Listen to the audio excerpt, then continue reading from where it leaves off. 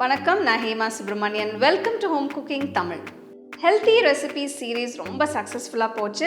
Thank you very much viewers. உங்கள் எல்லாருக்குமே ரொம்ப நன்றி.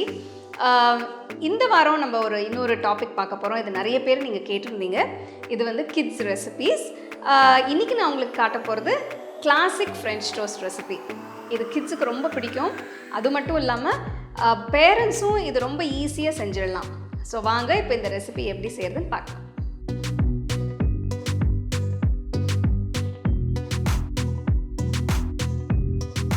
To watch this recipe in English, click on the link given in the description box. உங்களுக்கு இந்த recipe பிடிச்சிருந்ததுன்னா லைக் பண்ணி, ஷேர் பண்ணி, ஹோம் குக்கிங் தமிழ் சேனலுக்கு சப்ஸ்கிரைப் பண்ணுங்கள். மறக்காமல் பெல் ஐக்கானை கிளிக் பண்ணுங்கள். ஃப்ரெஞ்ச் டோஸ்ட் செய்ய நான் 2 முட்டையை எடுத்திருக்கேன்.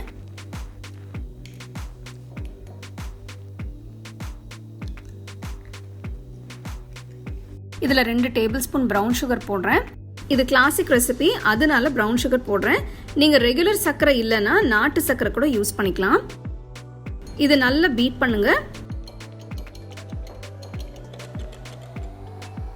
நல்லா மிக்ஸ் ஆனதுக்கப்புறம் இதில் காய்ச்சி ஆறின பால் 1/2 கப் ஊற்றணும். 1/4 டீஸ்பூன் பட்டைத்தூள் ஃப்ரெஞ்ச் டோஸ்ட்டுக்கு நல்ல ஃப்ளேவர் கொடுக்கும். 1/2 டீஸ்பூன் வெனிலா எசன்ஸ். எல்லாத்தையும் நல்லா மிக்ஸ் பண்ணுங்க.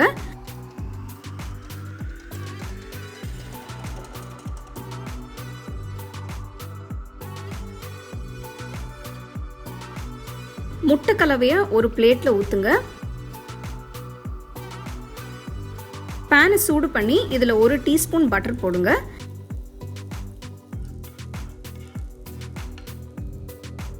பிரெட் ஸ்லைஸை முட்டை மிக்ஸ்சர்ல டிப் பண்ணுங்க.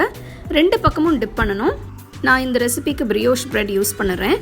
இது ரிச்சாக லைட்டாக பட்டரியாக இருக்கும். நீங்கள் உங்களுக்கு பிடிச்ச பிரெட் யூஸ் பண்ணலாம். பேக்கரி பிரெட்னா உங்களுக்கு நல்லா திக்காக இருக்கும் ஸ்லைசஸ். பிரெட் டக்குன்னு ஊறிடும்.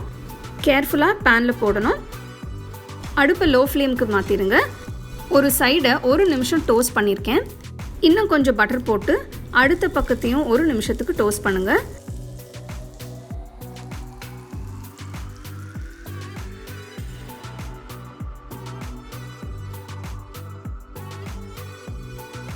கிளாசிக் ஃப்ரெஞ்ச் டோஸ்ட் சாப்பிட ரெடியாக இருக்கு.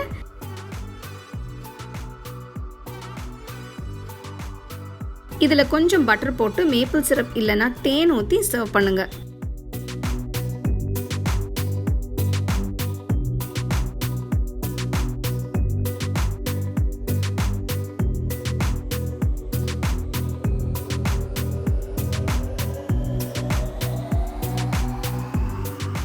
அருமையான ஃப்ரெஞ்ச் டோஸ்ட் எப்படி செய்யறதுன்னு பார்த்தீங்க இல்லையா?